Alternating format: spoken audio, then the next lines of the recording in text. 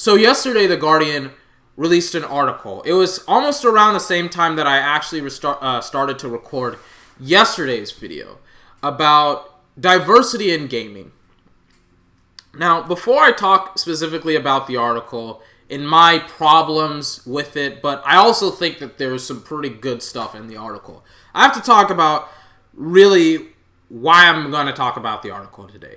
So, for me, video games, when I was a kid, was an escape from my problems as a kid.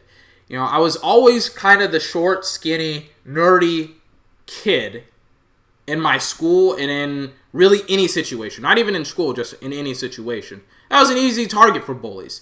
And it didn't help, by the way, that I was also black. Because then if they couldn't get under my skin via calling me nerdy or skinny or weak or scrawny or a loser, or they could just say, oh, you're a nigger.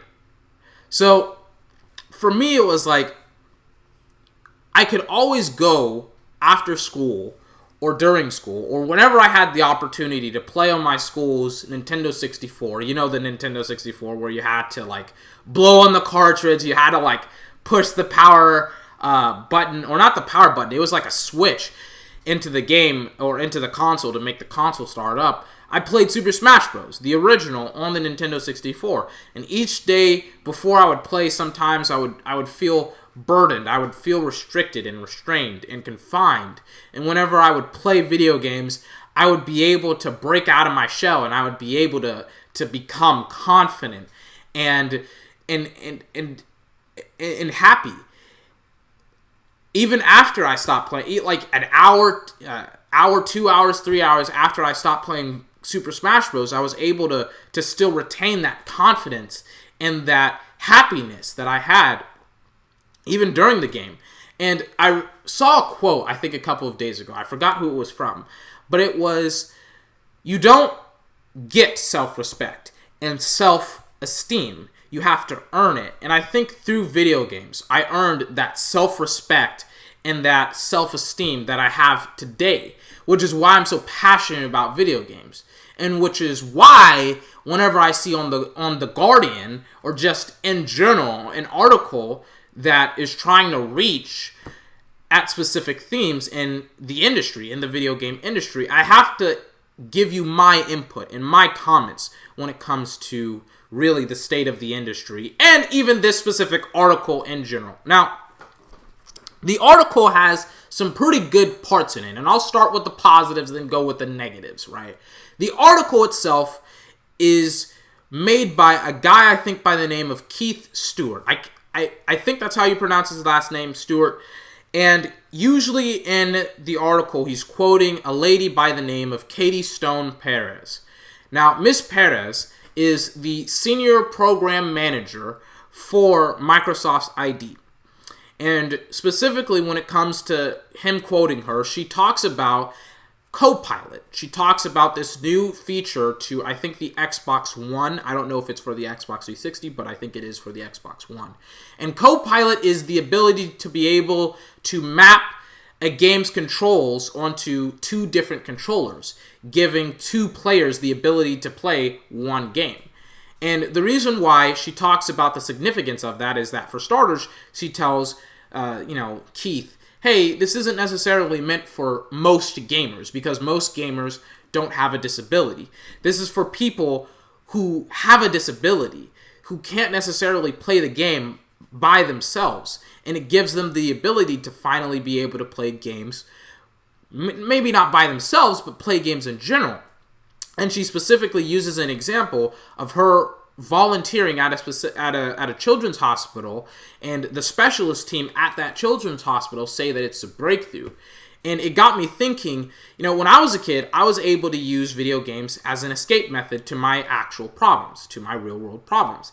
And my problems mean almost nothing comparatively to kids with disabilities and kids who are in hospitals, because their problems are so much more magnified at that specific age that it's like it's both saddened but also a great and beneficiary thing that they now have the ability to be able to escape from their problems via video games, like I was able to escape from my problems when I was a video game. So I think when I was a kid, So I think in that specific aspect, I think that the article does a great job of representing that aspect, but it does a poor job, really, of representing most other features in the industry when it comes to minorities, when it comes to people like myself who are African American.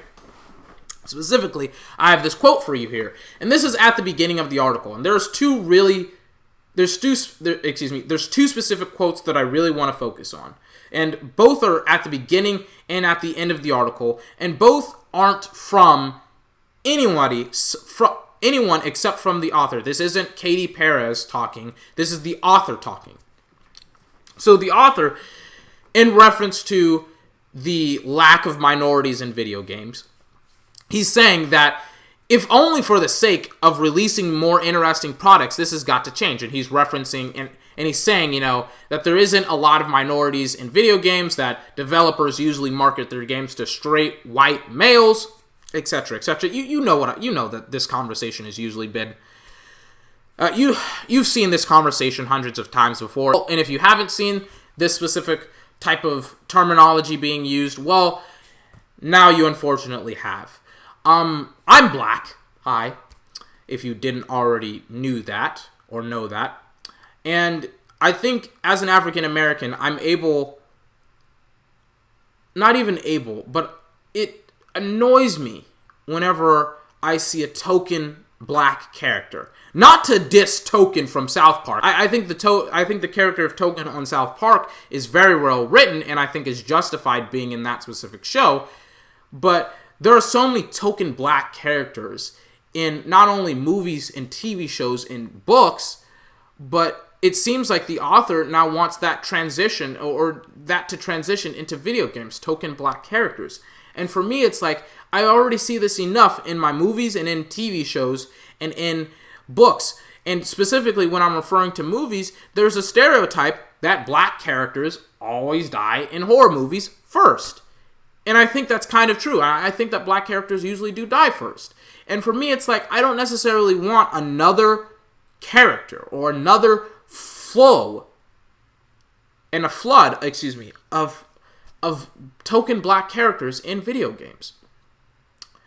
But the final part of the article that I'm going to be referencing, and the final part of it is kind of contradicting the quote at the beginning of the article. The quote at the end of the article is, when people dismiss representation as a political fad, as an imposition on the creative process, as a means of ticking off lists, they're almost always doing this from a position of privilege. Now, he inserts almost always as a way to kind of deal with exceptions, like myself, someone who's who's black, who wouldn't be considered from a position of privilege. And that's not the problem for me. The problem is when he says, as a means of ticking off lists. In the beginning of the article, he's saying, hey, there needs to be more diversity in video games because there's a lack of it. There needs to be more diversity in video games just to make the product more interesting. A systematic ticking off of a list, as you will. And for me, it's like, I just don't really want to see any more bad video games. That's me. I'm very tired of people saying, hey, there needs to be more black characters in video games. And it's like, I just want to see great characters in video games because there's a lot of mediocre characters in video games that may or may not be black, just in general mediocre characters. So for me, it's like, I don't necessarily want to see a lot of mediocre characters to begin with, let alone them being black mediocre characters and being token mediocre characters. I don't play a lot of bad video games. I play a lot of great video games. The only two video games in my PlayStation 4 library, I have a lot of bad Wii games, but in my PlayStation 4 library, I think the only two video games that really are bad are NBA Live 2K16, and the reason why I bought that game was because I love basketball, and Mad Max, and that was because I was very interested in the car combat, and it was like $20 at Best Buy. So obviously that was a steal. But for me, all of the characters that I have, all of the games that I have are great. And I only play great games. And the characters that make the games great are usually white, I should say. Like, the games that are in my PS4 library are usually white. And the reason why I can relate to these characters, the reason why these characters are so great to me personally, is because they transcend gender and race. They go above and beyond. It's kind of like they're colorblind. Like, you know, like for instance, an African American can see Kratos' struggle, can see that he would literally do anything to get rid of the memories of his family. So much so that he would literally go down to hell to try and get rid of the murder and massacre of his family that he caused by his own hands, because he has a daily reminder of his family because of the ashes that are embedded into his skin. As an African American, I can relate to his struggle. As really, not even as an African American, just as a human being, it's just like, damn. He was forced to kill his own family, and now he has their ashes embedded into his skin permanently. I think as just a human being, you can relate to that. I think you can relate to the relationship that Joel and Ellie eventually formed throughout The Last of Us. That you see the goodness, you see the kindness, you see the strength in Aloy. I mean, she's, for her entire life, she's been training to try and become part of a tribe, to become part of a family when she's already had said family. And you start to see that really at the beginning of the game.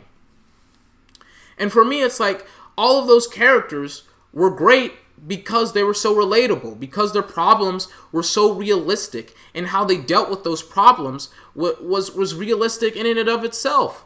And for me, I think the question is, do you want to see more black characters in video games? Absolutely.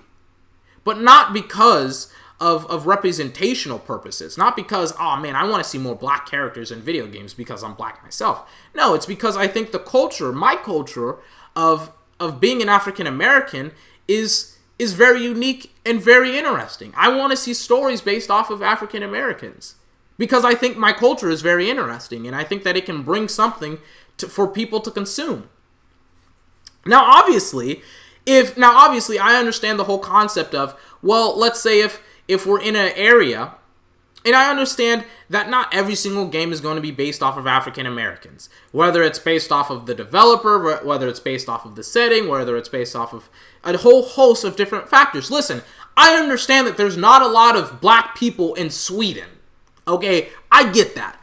But let's say that there's, a game that's based in a predominantly black neighborhood. I would expect there to be African Americans in that neighborhood. And I mean, that's all I'm saying. All I'm saying is I want great games, whether they're white characters in it or black characters in it. That's all I'm going to say. And I'm going to rip both genres and I'm going to rip games with bad black characters in it just as much as I would rip games apart that have bad white characters in it.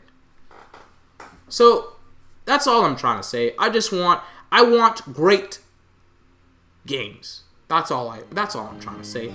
This has been 24. Remember to like, comment, favorite, and subscribe for more. I don't necessarily know if I will be able, because it's kind of late right now, if I will be able to upload tomorrow's video, or not tomorrow's video, excuse me, the video about why men aren't, able-bodied men, people like me, for instance, aren't going to work.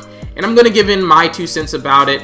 That video I will hopefully have tomorrow, but I may not get it done tomorrow. It's unfortunate, but I may just not get it done tomorrow. I have a whole bunch of ideas that I'm trying to execute right now on, and that may not be in a video that may get up tomorrow. But I promise you that it will be up by Friday. But if I don't upload a video tomorrow, that's why. Until tomorrow, the next video, I hope you have a fantastic day. I'll see you next time.